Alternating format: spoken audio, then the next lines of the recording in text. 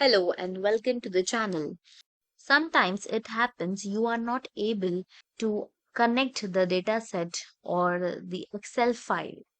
For example, let's say I want to connect or load my dataset.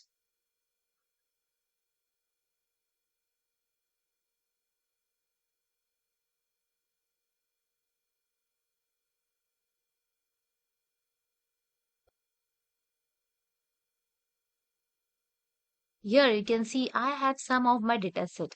There are three datasets here. But when I try to load a dataset, for example, I want to connect or load a car dataset. So when I open my Tableau and try to connect the car dataset, I am not able to see the Excel file. If you face such problem, there is one solution. What you can do is open the file.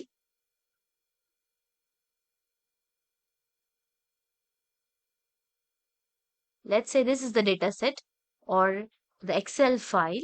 Open it, click on File, click on Save As option. So now when you are saving it, save as Excel workbook. Click on Save option. Now open your Tableau and now you can easily connect your Excel file.